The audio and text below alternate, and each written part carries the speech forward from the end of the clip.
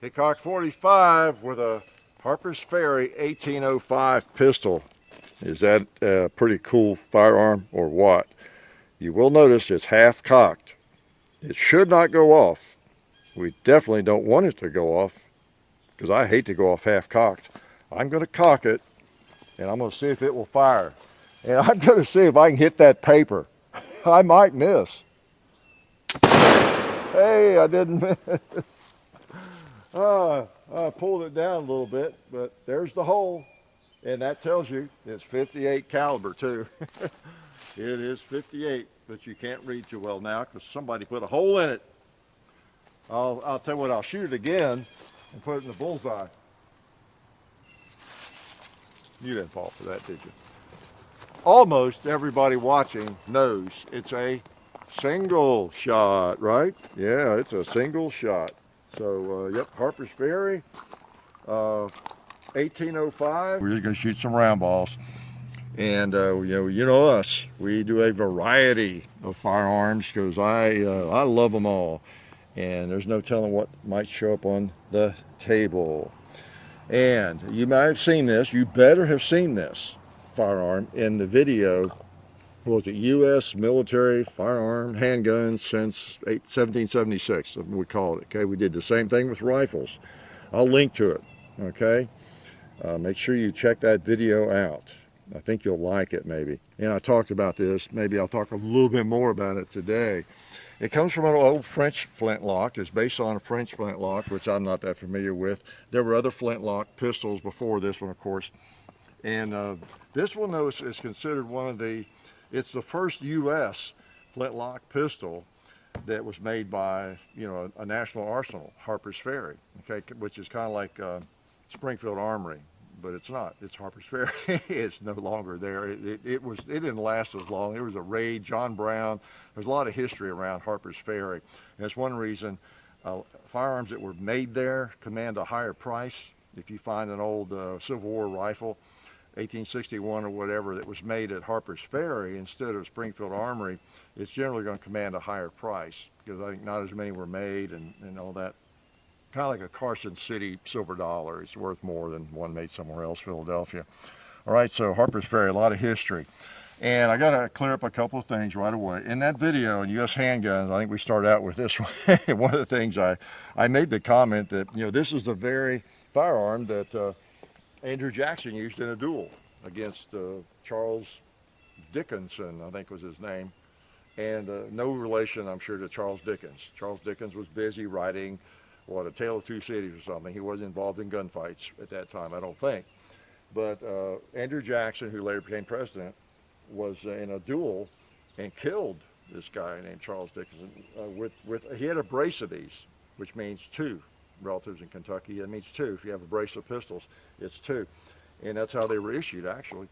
But this was, so anyway, to clear that up, I said this is the very pistol, the very gun. And a lot of people ask me, wow, really? Is that the one that No, not this specific gun. I'm sorry, I apologize for that. I wasn't trying to mislead you or act big, like I've got the exact pistol that belonged to Andrew Jackson. My gosh, if I did, it'd be in a museum. I wouldn't be out here shooting it. It'd probably be worth $500,000, okay? I don't know where that pistol is. It's probably in the Smithsonian Institute, okay? But this is a replica of it, Pedersoli. All right, so just to clear that up again.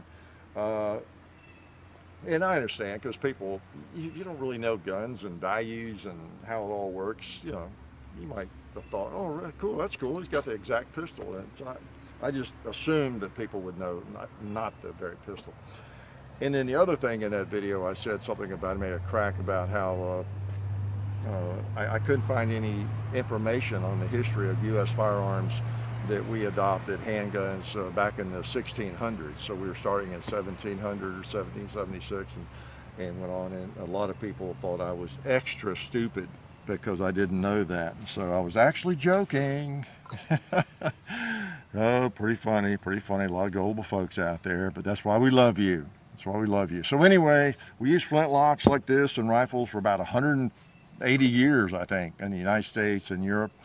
And so there were various independent makers of these things. And again, this was one that was actually sort of mass produced, you know, by the Harpers Ferry. and maybe I'll be loading it while I'm talking. And it was used and issued.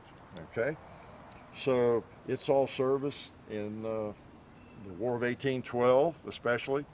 It was issued, and it was considered the horseman's pistol because you could have two of these, have them loaded, and they were issued that way, in pairs, a brace of these things, and kind of cavalry, a horseman's pistol is what they were designed for, and really, really useful. So, and they were used pretty extensively, I think, in the War of 1812, which I think took place in early 1800s sometime.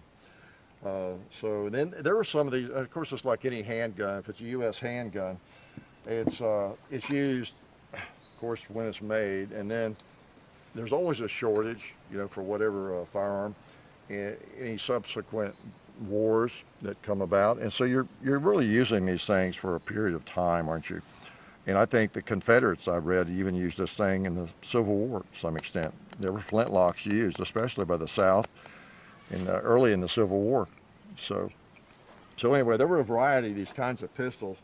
This one was known for being sleek and just lightweight and just ergonomic, and it feels good. Flintlocks are hard for me to shoot, but it does feel good. It's not overly heavy and bulky or anything, and it's attractive. That's more important than anything, right, for a military firearm. Look at that brass. So it's a good-looking handgun. There were a lot of variations of it. They made it an 1812, an 1818 version, I think an 1835. Now I think the last one was 1855, and it was chambered in .58 caliber, just like the 1855 rifle musket. But before that, they were 54, okay, 54 caliber, and they were smoothbore, okay, the originals. Now this one is 58, and it's rifled. So you could actually hit something with this one if you if you could shoot it. All right, it's rifle. So I'm just shooting about 30 grains. Got the hammer down. All right. Nice break there. All right. Now I'm going to shoot a ball, and I doubt they use these pre-lubed patches, but that's okay. In fact, you can just throw a ball down there and it'll do okay. But I'll put the patch on it. And shoot another one. A ball starter. You know me, I love black powder. I'm not a big fan of these kinds of firearms.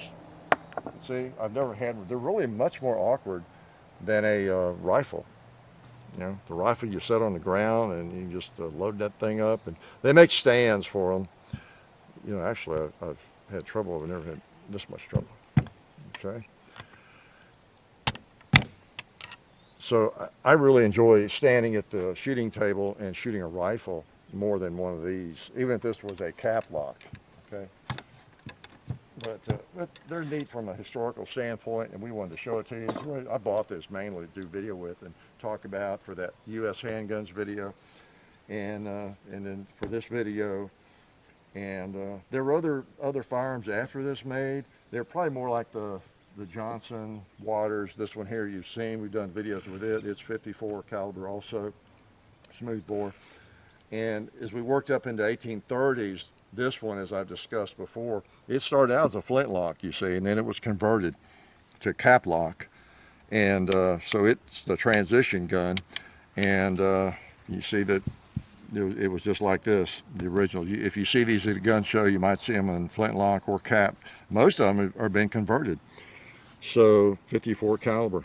So these kinds of firearms were what we used in the pre-Glock era, right? Pre-revolver era. And after this, then we went to the revolvers, right? Like this, the Dragoon, big old Walker Colt. You get 5 or 6 shots. So that's the only reason I had those out there. And then the Glock 19 came about in 1835, I think. And so in 1835, they started making, these things. Is that right? No, sorry, I couldn't resist. I'm sorry. So anyway, back to 1805. And also, these were, they're called the 1805 Harpers Ferry. They're also called the 1806. Some people can call them the 1807. And you'll find originals with, this one has 1807 on the lock. It's a replica. But you'll find them with different dates on the lock, 1806, 1807, whatever. But they started out in 1805, but there were actually, I think, as I understand, none of them actually manufactured until the following year. And then I think it was just the locks maybe. So it was really 1806 or 1807 before many of them were actually finished and issued. And so you got that kind of deal. And so there's some confusion on that. Use my powder measure here. Oh, the only reason I'm using this, I have a couple tools for priming the pan for flintlock. I don't shoot flintlocks very much. I couldn't really put my hands on it, so I'm just using this. Now, why would I be doing that instead of just pouring it out of the can? Now, I'm probably not going to get a spark or anything, but anytime you've got a whole pound of powder in your hand, that's not necessarily good if you did get a spark or something, okay? So, yeah, just what's in the little measure is better. All right, now I'm not going to shoot it a lot of times, or else you and I and John would be here all night. But I just wanted to kind of give you another look at it and talk about the history of this thing. Shoot a couple of times. You have seen it, you know, in that other video I was talking about, but we just have never done a separate video with it. And it's been hanging on the wall and in the safe. I'm going to shoot this water jug in case I don't get to it. Whoa! Little slippery spot there. All right. Now I'm getting close. I'll probably miss it. Point blank. You ready? Oh no. So we'll have to load him up again. Now I did put powder in, right? Y'all saw me. Okay. All right. That was just a flash in the pan, wasn't it? We got no lead going out the barrel. Now you see why I am not crazy about flintlocks. Now, if you knew what you were doing back in the day, you know, they worked, and I may have had too much powder in there.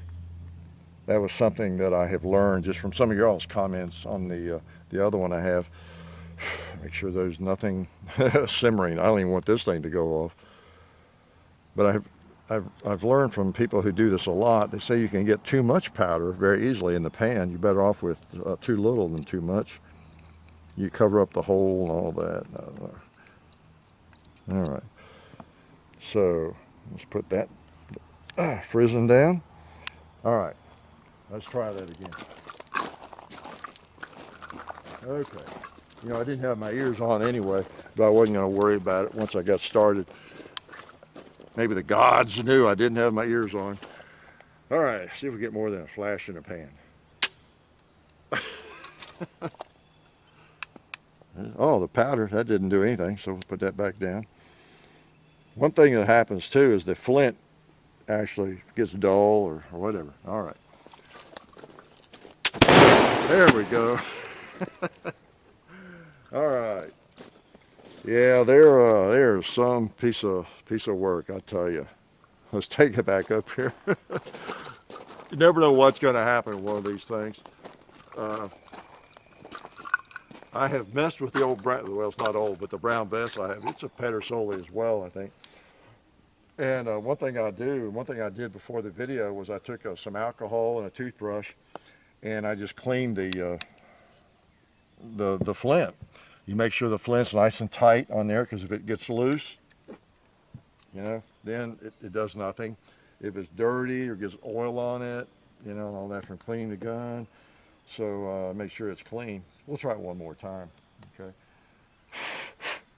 And so they're they're interesting. It ought to make you appreciate that M&P or that Ruger, the Glock, HK, whatever you have, whatever you carry. Smith & Wesson revolver, Ruger revolver should make you really appreciate that a little bit more, shouldn't it? So, all right, we'll load him one more time. If we can get another shot at it, we'll be happy. So these are interesting firearms. Again, these are not my favorites. I love the history, as you know, of firearms. But you get back to a certain point, and I don't have as much fun with them, okay? I just like to shoot them occasionally. Now, cap locks, you know, I don't mind. Let's put it on half cock. Okay, and yeah. Also, with the frizzing up like that, you really can't hit the spark See if I put that down, it doesn't create, so okay, that should be a fairly safe situation. Heck, we can't get to fire when we want it to fire. So, of course, that's Murphy's Law. It's still fire when you don't want it to fire, right? All right. That's why these are really good wall hangers, but you gotta know what you're doing if you're gonna shoot them. Okay, we'll try another shot at this thing. This was issued after the War of 1812 to the U.S. Marshals, I understand.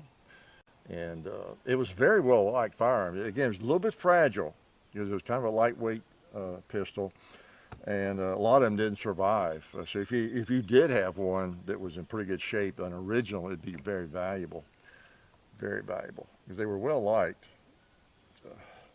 I don't think they're not as heavy duty as that Johnson Waters, 1836. Oh, something else too I meant to tell you. These things live on forever because if you notice the insignia of the U.S. military police, it's two of these crossed. That's what it is. Okay, two 1805 Harpers Ferry pistols, right? U.S. military police.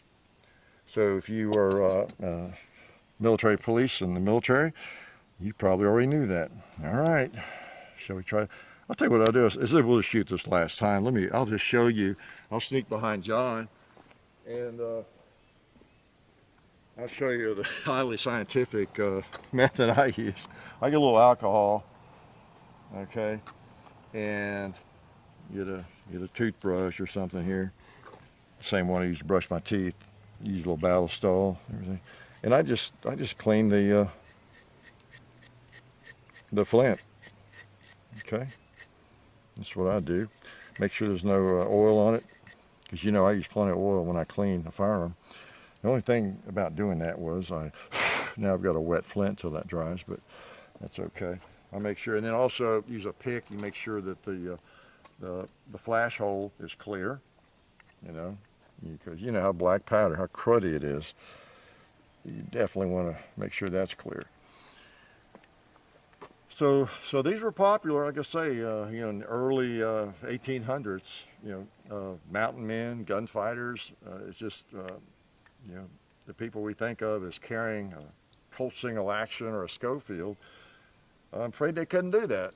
In the early 1800s, they had not been invented yet, and as I've talked about before, that's why one of these was pretty popular back then, right? If all you have is a flintlock, maybe a rifle and a handgun, maybe you have like 2 shots, well, you know what they say about a knife, it's always loaded. It could be very, very, very important to have a good knife, bigger than just a pocket knife like you and I carry, right? Well, some of you carry, depends on where you live. It might be considered an assault weapon where you live. So anyway, these are neat. I really appreciate the history of them. I would not really, as much as I love guns and all sorts of them, as you know, I would not want to go out and shoot this thing all day long. It just would not be as much fun for me.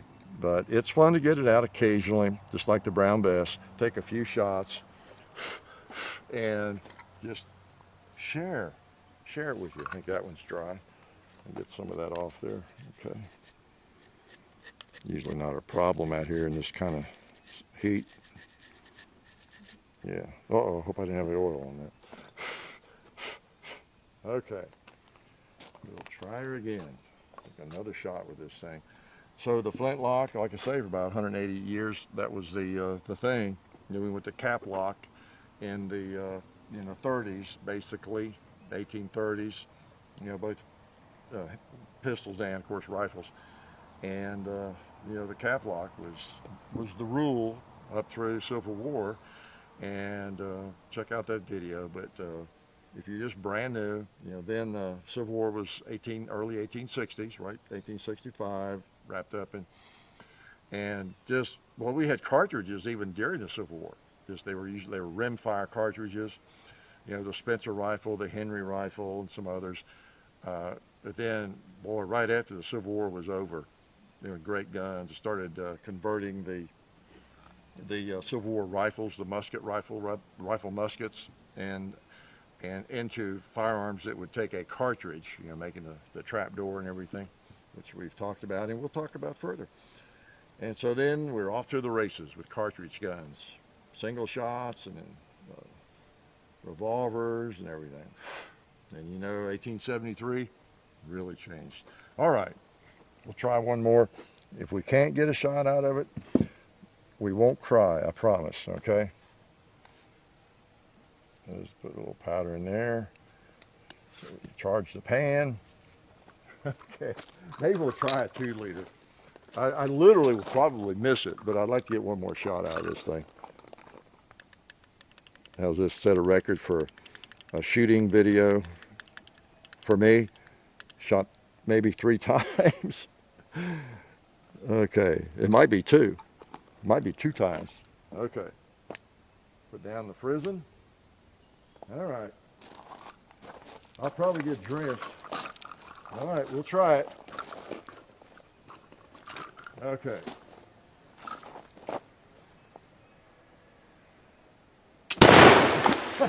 Oh man. Yep, I got drenched.